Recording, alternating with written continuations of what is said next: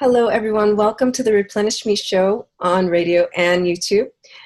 Today, I have a special guest, but before I introduce her, I want to let you know why we are all here. And the Replenish Me show is about helping women to build a system of self-nurturing through nourishing themselves with wholesome food, energizing their bodies with movement, and strategies to reframe their perspective. And that's where Dr. Mary Hemphill comes in. Um, Hi. Thank you so much for being here. Thank you so much for having me. It is a pleasure. I'm very, very excited about this opportunity. So thank you. So we met about 2 years ago now, right? On social Yes. media. I was doing research about starting your year and mindset, and I came upon one of your quotes about reframing your perspective and positivity and all those things. So I'd like you to introduce yourself and tell us about your Moldmaker movement. Absolutely. So I have a social media platform called The Scholar Vlogger. And really it was born after I received my PhD and really started going into administration and public education. I think society has this idea and expectation of what educators and teachers are supposed to be in terms of how they act and how they talk, how they behave, and how they transform schools. And I just know from not only my result in our professional lives. If we want a different result for students, then we have to be able to do something different.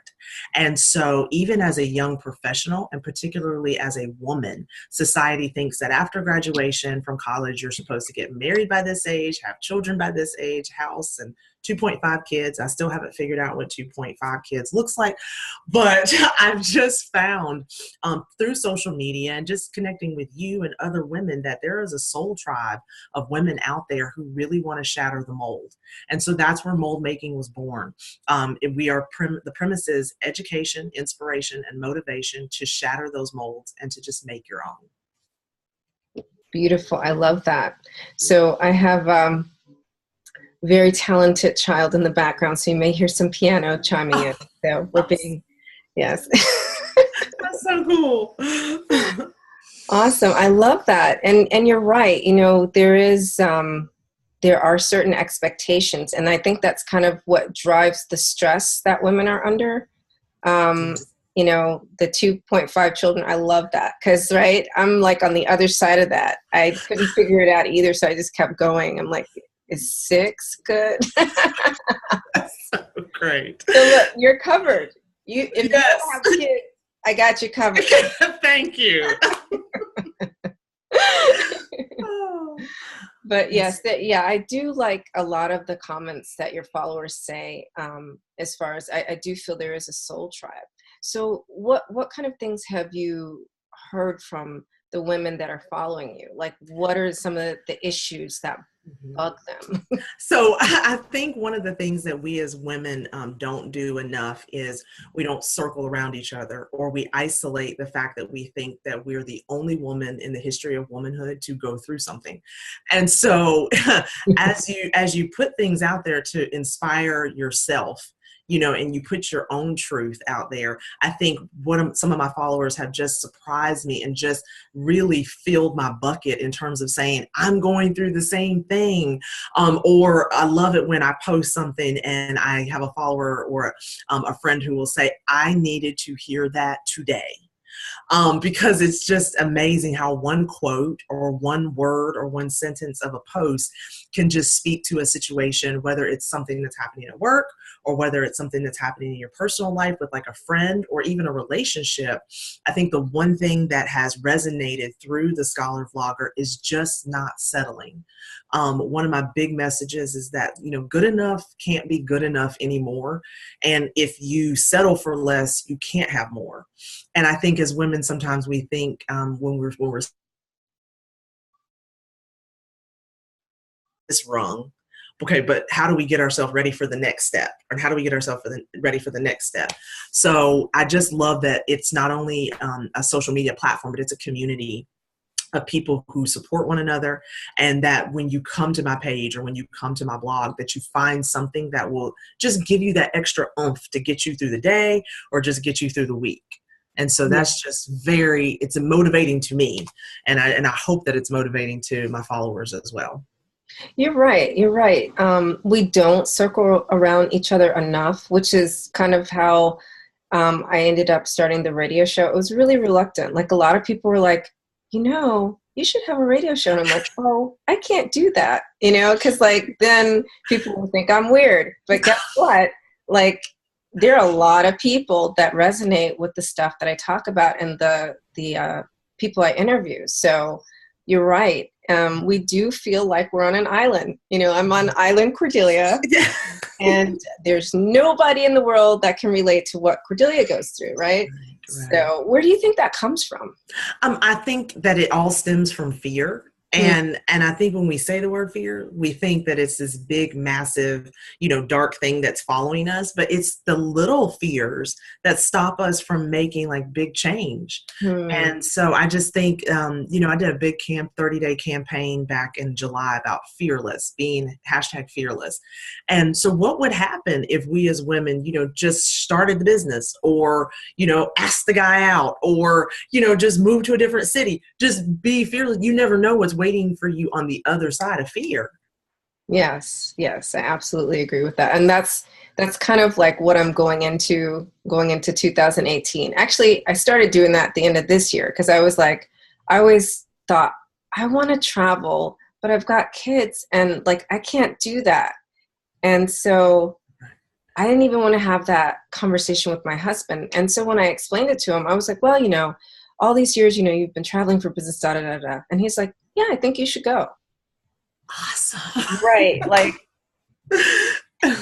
because I don't know why, it's the same fear thing. I didn't think that he would be okay with it. I'm like, I'm going to like a foreign country, but it's not really all that foreign. Barbados for 4 days, Right. So that is like not really a foreign country, right? But it's a start, and it's it's great. That is awesome. Yeah. So, but I'll be doing a lot more of that now that I know that there's, self-sustaining. I came home to a clean house and everything. There you go. Who knew? Right.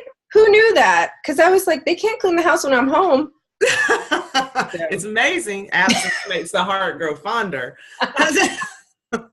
Doesn't it? So like, what have you seen? How have you seen it affect? Let's talk a little bit more about your students.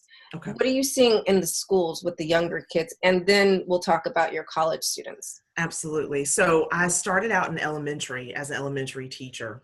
And I actually had the opportunity to return back to the school in which I was an attendee in elementary school. I was actually in the same classroom. And I think after having the opportunity to go to college, and I even did a study abroad for a whole year while I was in college, and then to come back to my hometown of Hickory, North Carolina, to say to my students, I sat where you sat, and to see their eyes light up when you talk about a place like Puerto Rico, which, is a commonwealth, it's like the 51st state. But to them, when you ask them, about Puerto Rico, it's this foreign idea that there's nothing outside of this little world that I live in, or nothing outside of my street or this community. And so I think with students that we're starting to see two things. I think that social media and just social relations in general is really broadening their digital selves, but I think in terms of what are the action steps I need to put in place to actually get there and experience it, we're seeing a decline from that because they said you can access everything, you can see everything. There is nothing like standing in the island or in the Yucatan or Machu Picchu or in Italy or in Europe. But to tell a small town kid, especially someone who comes from a low socioeconomic demographic, that this is possible for you, and then to say step 1 is you have to work hard in school. Step 2 is you have to apply for the scholarship. Like those steps, we really need to regenerate that conversation with our students, because for them, they can't see past next week. They think in such short time, such short spurts, that we have to reignite the vision that they have for themselves. And that really, really starts with showing them. It starts with talking to parents about it and being authentic about that, and not better than or higher than, because all parents want better for their kids. So I think if we do that, we're going to see a huge insurgent population of students who want to travel and who want the best for them. That's good. I love that you're going into the elementary schools because you're right. They say that a person's personality and mindset is really set by the age of 7. Yes. So it's too Yes. late when they're in middle school even. That's kind It, of scary when you think about it. it is. It is. And even as a new middle school principal, I told my mom, I was like, first of all, thank you for putting up with me when I was in middle school. Um, Yeah, we all but have to do that. but I think seeing middle schoolers now and knowing that they're just a couple years away from high school where their conversations matter. And you never know what a big impact you're going to have on a child, even when you're providing structure or even when you're reprimanding them. They crave that because it's crazy to think about, but the boundaries that we give our students now, they really do set them up for success later. I had a student just write me a note, and he left it in my office a couple weeks ago. And he said, and I had him in elementary school and had the opportunity to have him again in middle school. And he said, Dr. Hempel, thank you so much for correcting me all those times that you did. And I now understand why my education is important, because the light goes off for everybody. Like you may be 60 and the light goes off, but if it can go off a little earlier, that's better. But you just always want to be that person that somebody looks back and says, like, thank you. Like it hurt at the time, but thank you so much. And Yeah. so that's why I do what I do. And I love it. I absolutely love it. Yeah, I know that the kids, they really do like those boundaries. It makes them feel safe. It gives them a sense, I think more of a sense of self-awareness. Like, okay, so this is the bubble I can stay in. So everything outside this bubble is not for me, right? Right. So that's good. And then what happens once they get on the college level?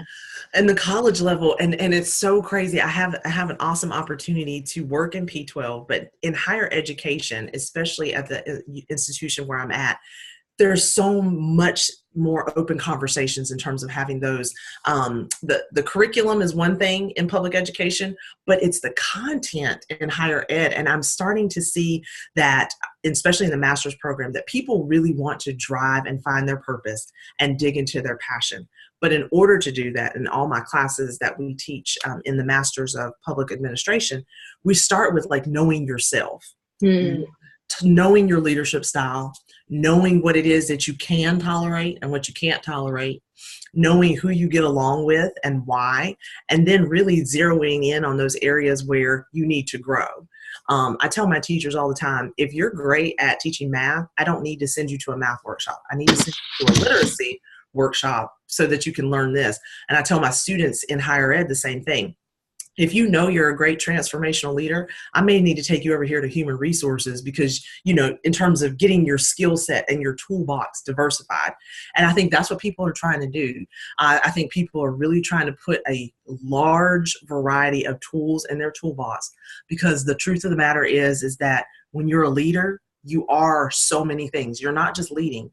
You're a manager, you're an organizer, you're personnel, your facilities, your maintenance, you're all these different things. And I think great leaders know either how to get those tools in their toolbox, or they know how to get great. Right now, especially going back to school, everybody is going back to school. And I think they want to come out being their best self. So is there a group of young ladies that you work with at the college? So tell me some of the strategies that you give them to pinpoint their true leadership style. So one of the biggest things that I say, and I even tell this to my female teachers as well, I read a great article about a year ago, and it said how women use the word just to kind of say sorry or apologize for being or apologize for feeling. So when you're writing an email and you want to remind your boss of something, I just wanted to remind you, or I just stopped by. So the ladies that I mentor and the young ladies that I mentor in high school, we take that out of our vocabulary. First of all, we're not going to apologize for being here in the earthly realm. We're here and we're fabulous. And so we don't have to apologize for it. So we start with that. And then we also start with, again, just that self-awareness of your passion will tell you your destiny. And so whether that is being an architect and you like to draw, or whether that is, you know, being a public speaker, or whether that's an artist or whatnot, you have to feed your passion. And so that means seeking other people out who, can put you in a frame of being exposed to these different things, or even understanding. And I think we forget this a lot of times as women, you have to put a little money in up front to get a lot out later. And so set aside $50 to take that paint class, or $50 to do that online class, or whatever it is. You have to do that. And then my golden rule is I always connect myself with somebody who is where I want to go, and somebody who is where I've been and is trying to get to where I'm at. So while I'm reaching up, I want to reach back. And I tell even the young ladies I work with at the high school level, you need to reach up to someone who's where you want to be, and also reach back to a junior, a sophomore, a third grader, a kindergartner, somebody, because it has to be a cycle of giving and a cycle of taking, a cycle of withdrawing and putting deposits in. So for yourself, how has reaching back helped you? I think reaching back has helped me so much because in education, first of all, 86% of public education is taught by Caucasian women. But when you get into administration and when you get into district leadership, it's about 5% of minority women that lead schools. Wow. So, just out of the 115 superintendents in North Carolina, less than 10 of them are African-American women. So reaching back for me is so much more than just, giving back. Reaching back for me is saying that you can do it too. It gives somebody the opportunity to say, I had a principal who looked like me. I will never forget when I had a kindergartner who came up to me, and I gave hugs, and I was high fives as they came in and everything. And I knelt down to give her a hug, and she was like, Dr. Hemphill, your hair looks like mine. As a 5-year-old, I was never able to say that to my principal because none of them look like me. Yeah. So that's what reaching back to me is. And as I move up, I want to continue to do that. So somebody can say, somebody's been here who look like me, or somebody's been here who understands my walk, who understands my journey. So it's a lot. It's emotional and it's very spiritual for me to be able to reach back. That's beautiful. Yeah. Wow. I love that. So do you find it hard to find people to reach up to, though? It's hard. It is difficult. And the reason it's difficult because, one, I went to Meredith College, and we, are an all women's institution of higher learning, and it was phenomenal. But there's something about women when we think about just that circle of support that I was talking about earlier. We've fought so hard to get there that once we get there, sometimes we're really tired. And so when you start to look around the room and you think, who can I connect with? And again, I need an authentic, genuine connection. There's one thing that men do very well that women still are working on, and that's just networking. And regardless of your skill set sometimes, or regardless of, who you came from or what your education is, men continue to make these connections that propel them professionally forward. And so I think as women, sometimes you look around the room and there's only 2 people in the room to network with, and one of them may not have your best interests in mind. So that takes it down to 1. So I think it's discernment has been one of the biggest skills that I've had to develop over the years. Just learning people and watching people and understanding how people flow, and then just building that network. And so although small, that's one of the reasons why this show is so important, because we have to replenish ourselves. And that's why mold making is so important, because you got to shatter that mold and just be okay with 5 in your circle versus 50 or 500. It just has to be okay, but it doesn't have to stay that way. And I think that's why things like this and connections like ours are so critical. Yeah, so you made 2 really great points there. So, when we're working towards our goal, right? Mm-hmm. We want to be an example for somebody to reach up to one day. So you said it right there. I didn't even have to say it. So we have to replenish ourselves as we're moving towards our goal, so we're not tired. So we can be emotionally and spiritually available, because I feel like that's what we don't have as women. we're so emotionally unavailable, right? Although that's supposed to be a masculine trait. But for the most part, it ends up being a feminine trait because we're so busy not taking care of ourselves on the way up. We're just like, I'm going to get to it. I'm going to get to it. And back to your point about investing a little bit. So yes, invest a little bit in yourself. I love the example of a paint class. Mm-hmm. I'm pretty sure there are at least, I'm not even going to tell you how many, but there's a bunch of women listening right now saying, oh, but I can't paint. Right. You don't know that until you get a paintbrush and a canvas in front of you. Exactly. Because, I mean, there some friends of mine, they went to a painting, women's, what are those things called? Like paint and wine. Paint and wine, yes. Right. Mm-hmm. And they were like, oh, look what I made. And I was like, you made that? Yeah, I made that. I was like, you know, so you don't know. You might be a, what's her name? Frida Kahlo. Yeah, you might be a Frida Kahlo. Undercover. There you go. But you'll never know.